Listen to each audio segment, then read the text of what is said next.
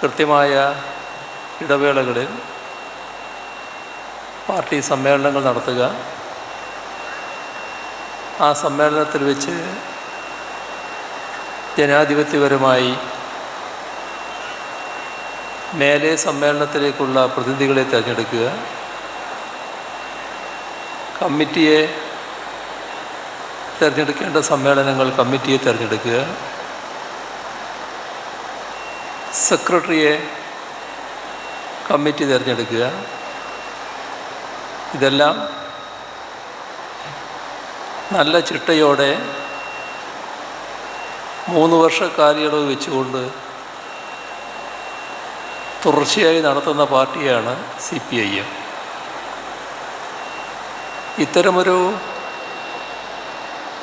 ജനാധിപത്യ നടപടിക്രമം പാലിച്ചു പോരുന്ന CPIM-നെ ചിലർക്ക്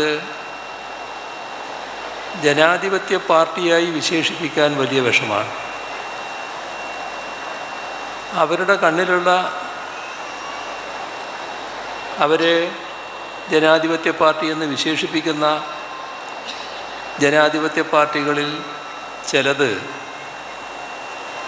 ദശാബ്ദങ്ങളായി തന്നെ ഈ തരത്തിലുള്ള ജനാധിപത്യ പ്രക്രിയ ഒന്നും നടത്താത്തവരുമാണ്. ഇത് സ്ഥിരമായി നാം കണ്ടുകൊണ്ടിരിക്കുന്നൊരു കാര്യമാണ്. അവർക്ക് ഇതുപോലൊരു ജനാധിപത്യ പ്രക്രിയയുടെ ഭാഗമായുള്ള സമ്മേളനങ്ങൾ നടത്തുന്നത് ചിന്തിക്കാൻ പോലും കഴിയാത്ത കാര്യമാണ്. കമ്മ്യൂണിസ്റ്റ് പാർട്ടി മറ്റു പാർട്ടികളിൽ നിന്ന് വ്യത്യസ്തമായി നിൽക്കുന്നത് നമ്മുടെ രാജ്യത്തെ അധ്വാനിക്കുന്ന വിഭാഗത്തിനു വേണ്ടി ശബ്ദമുയർത്തുന്നൊരു പാർട്ടി എന്ന നിലക്കാണ്. ഭരണവർഗത്തിൻ്റെ താൽപ്പര്യം രാജ്യത്തെ കുത്തക മുതലാളിമാരെ സംരക്ഷിക്കുന്നതിലാണ്, ഭൂപ്രഭുത്വത്തെ സംരക്ഷിക്കുന്നതിലാണ്. ഇത് ആദ്യം മുതലേ സ്വീകരിച്ചു വന്ന നിലപാടാണ്. കമ്മ്യൂണിസ്റ്റ് പാർട്ടി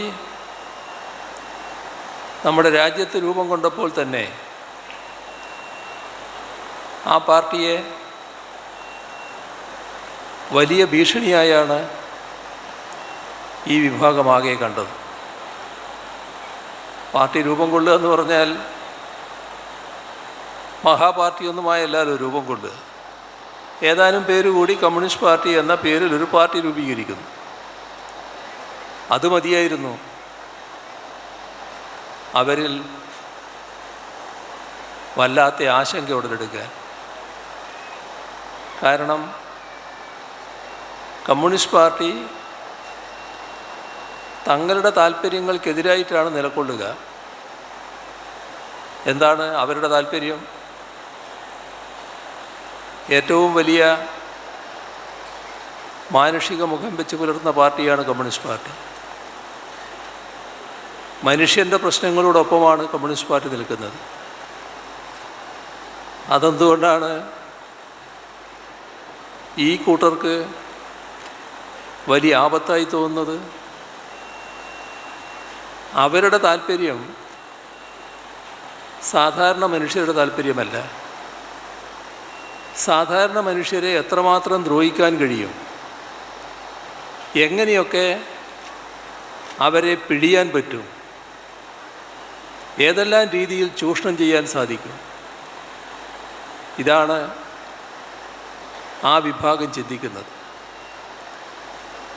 അതാണ് പ്രാവർത്തികമാക്കുന്നത്.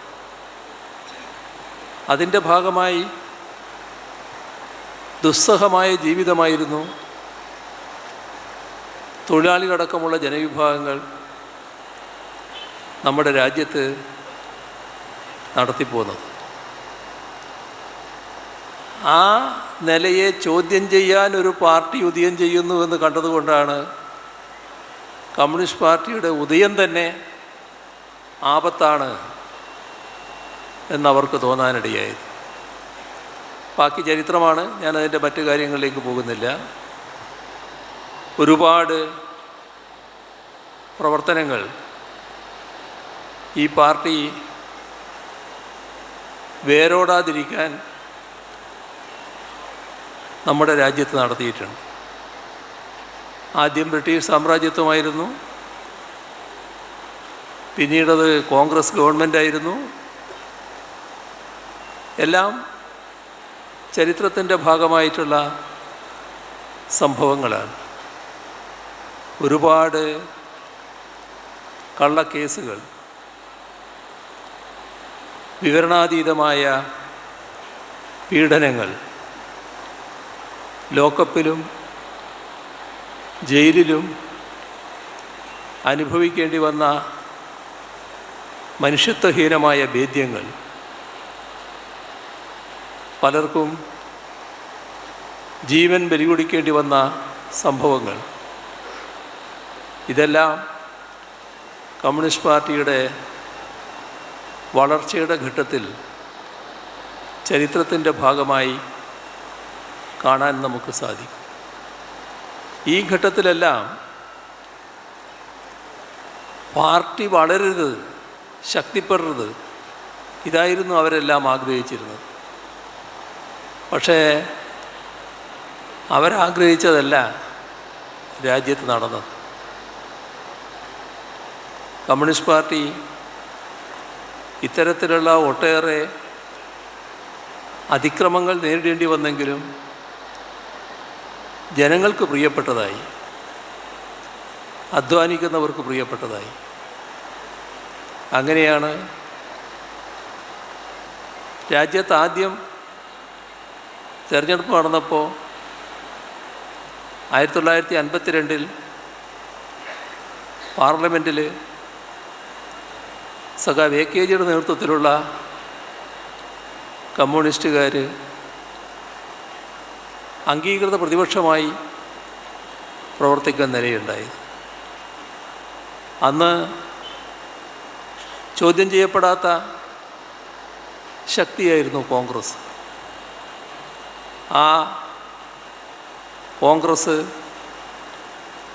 എല്ലാ സംസ്ഥാനങ്ങളിലും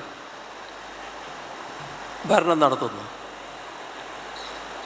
കേന്ദ്ര ഗവൺമെൻറ് കോൺഗ്രസിൻ്റെ കയ്യിൽ. അവിടുന്ന് 4 കൊല്ലം കഴിഞ്ഞപ്പോൾ നമ്മുടെ ഈ കേരള സംസ്ഥാനം രൂപം കൊള്ളുന്നു. 56 നവംബർ 1. ഏതാനും മാസം പിന്നിട്ടപ്പോൾ കേരളത്തിൻ്റെ ആദ്യ തെരഞ്ഞെടുപ്പ് നടക്കുന്നു. ഒരു കാലത്ത് ഇനി ഈ മണ്ണിൽ ചെങ്കൊടി പാറില്ല എന്ന് പ്രഖ്യാപിച്ച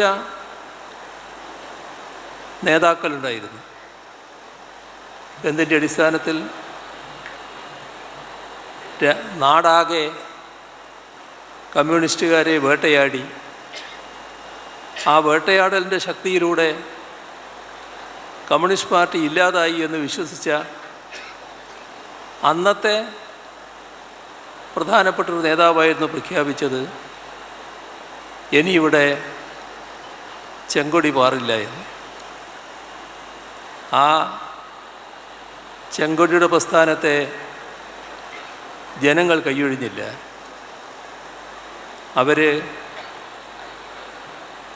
ചെങ്കൊടിയുടെ പ്രസ്ഥാനത്തോടൊപ്പം ചേർന്നു. ഈ കേരളത്തിൽ ആദ്യ ഗവൺമെൻറ് ആര് രൂപീകരിക്കണം, ആരുടെ ഗവൺമെൻറ് വേണം എന്ന ചോദ്യത്തിന് ജനങ്ങൾ ഭൂരിപക്ഷം ഉത്തരം പറഞ്ഞു. അത് കമ്മ്യൂണിസ്റ്റ് പാർട്ടിയുടെ ഗവൺമെൻറ് ആയിരിക്കണമെന്ന്. അങ്ങനെയാണ് സഖാവ്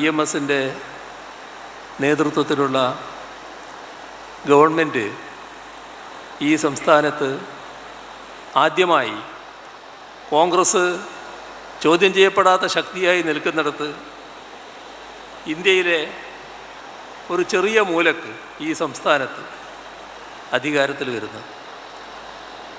പക്ഷേ കോൺഗ്രസിനെ പറ്റി പലരും പറയാറ് വലിയ ജനാധിപത്യ പാർട്ടിയാണെന്നാണല്ലോ. ആ ജനാധിപത്യ പാർട്ടിക്ക് ഇതങ്ങോട്ട് ഉൾക്കൊള്ളാൻ പറ്റിയില്ല. അതിൻ്റെ ഫലമെന്തായിരുന്നു? എല്ലാവർക്കും എല്ലാം അറിയാം. ഞാനൊന്ന് ഓർമ്മിപ്പിക്കുന്നു എന്ന് മാത്രമേ ഉള്ളൂ. 2 വർഷം തികയുന്നു. 2 വർഷമാകുമ്പോൾ 1959 ഈ രാജ്യത്തെ ജനാധിപത്യ വ്യവസ്ഥക്ക് നിരക്കാത്ത രീതിയിൽ ജനാധിപത്യ വിരുദ്ധമായി സംസ്ഥാന ഗവൺമെൻറ്റിനെ കേന്ദ്ര ഗവൺമെൻറ് പിരിച്ചുവിടുന്നു. ഒരു ഗവൺമെൻറ് നിലനിൽക്കാൻ ആവശ്യം നിയമസഭയിലെ ഭൂരിപക്ഷമാണ്. നിയമസഭയിലെ ഭൂരിപക്ഷത്തിനൊരു ഹാനിയും തട്ടിയിട്ടില്ല. പക്ഷേ ഇവരിവിടെ തുറന്നുകൂടാ എന്ന നിശ്ചയം ആരെടുക്കുന്നു? അന്നത്തെ കുത്തക മുതലാളിമാരും ഭൂവുടമവർഗവും എടുക്കുന്നു. അതിൻ്റെ ഭാഗമായി കേന്ദ്ര ഗവൺമെൻറ് പ്രവർത്തിക്കുന്നു. പ്രധാനമന്ത്രി പണ്ഡിറ്റ് ജവഹർലാൽ നെഹ്റു, അദ്ദേഹം വലിയ ജനാധിപത്യവാദിയാണെന്നാണ് പൊതുവെ അവകാശപ്പെടാറുള്ളത്. പക്ഷേ കമ്മ്യൂണിസ്റ്റുകാരെ നേരിടുന്ന കാര്യത്തിൽ ഒരു സംസ്ഥാനത്ത് കമ്മ്യൂണിസ്റ്റ് പാർട്ടി നേതൃത്വത്തിലുള്ള ഗവൺമെൻറ് ജനങ്ങൾ തിരഞ്ഞെടുക്കപ്പെട്ടതാണെങ്കിലും ജനേച്ഛ അതാണെങ്കിലും അംഗീകരിക്കാനാവില്ല എന്ന ജനാധിപത്യ വിരുദ്ധ നിലപാട് പണ്ഡിറ്റ് ജവഹർലാൽ നെഹ്റു സ്വീകരിക്കുന്നു. അങ്ങനെയാണ് ആ ഗവൺമെൻറ്റിനെ പിരിച്ചുവിടുന്നത്. ഇത് കേരള രാഷ്ട്രീയത്തിൽ എങ്ങനെയുള്ള മാറ്റങ്ങളാണ് ഉണ്ടാക്കിയത് എന്നത് നാം ചിന്തിക്കേണ്ടതായിട്ടുണ്ട്.